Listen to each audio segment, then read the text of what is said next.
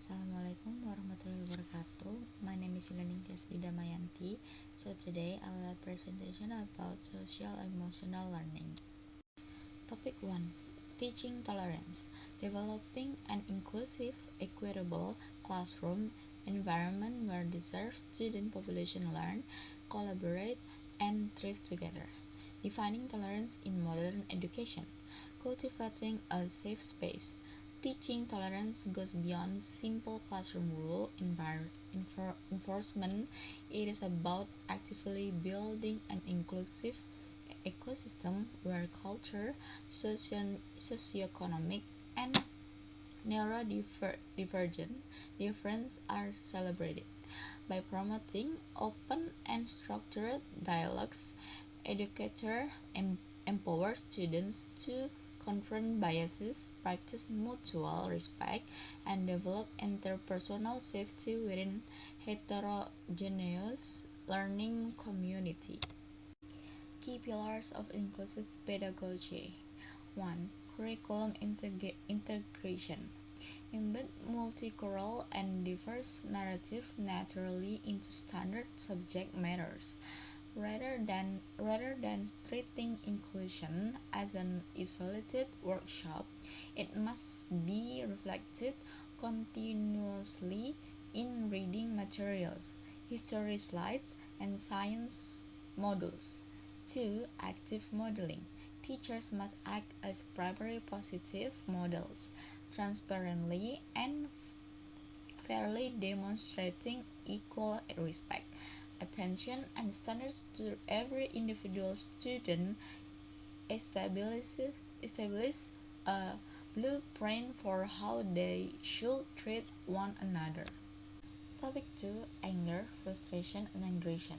Developing effective de-escalation frameworks to support students in identifying, regulating, and articulating high arousal emotional states.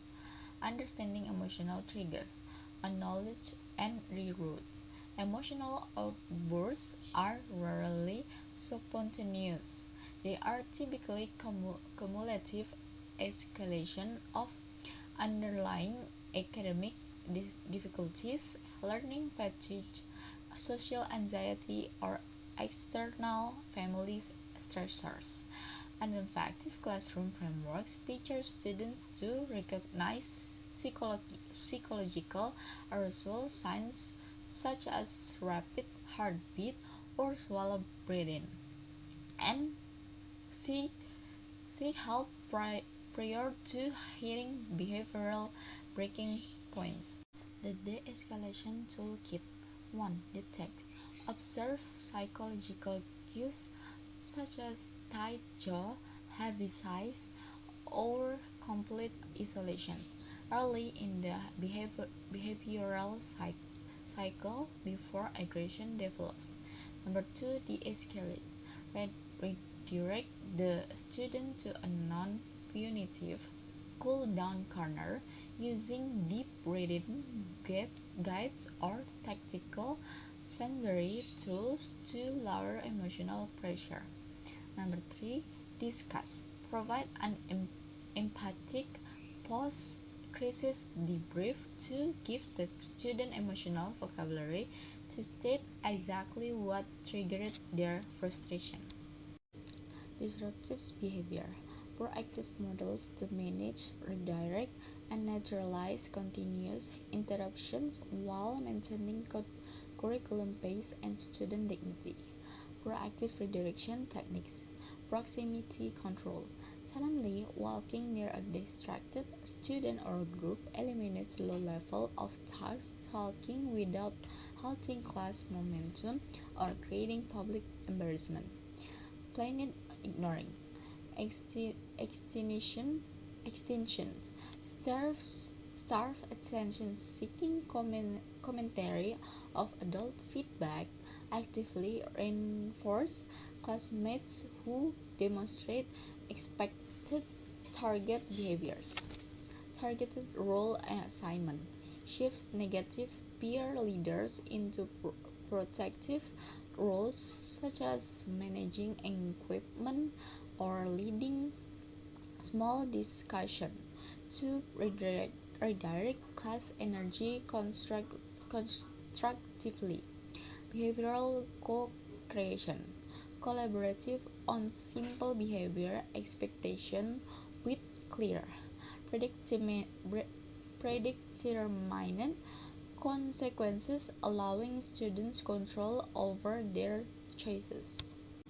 Next to the part 2, solving the problem. Problem number 1.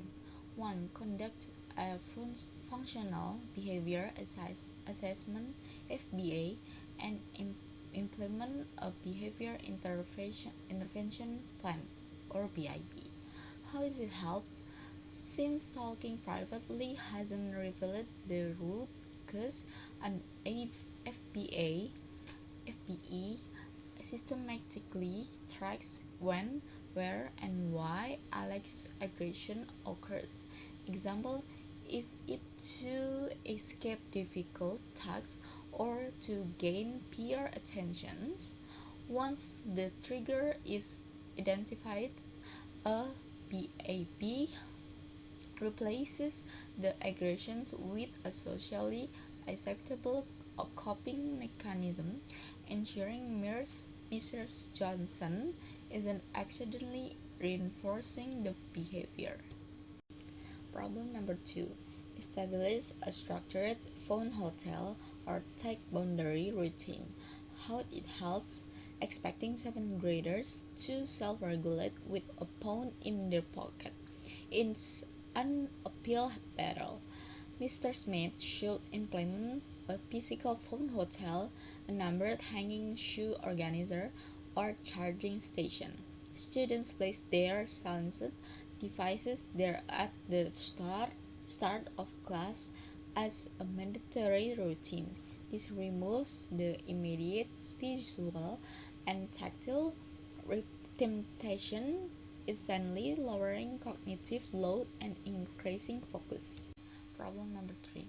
Assign a classroom role or leadership responsibility.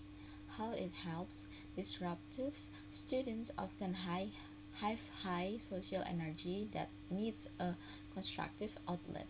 Miss Brown can channel Jack's need for engagement by giving him a visible, responsible role in the classroom, such as managing the discussion speaker list, passing out materials, or leading a small group brainstorming sessions.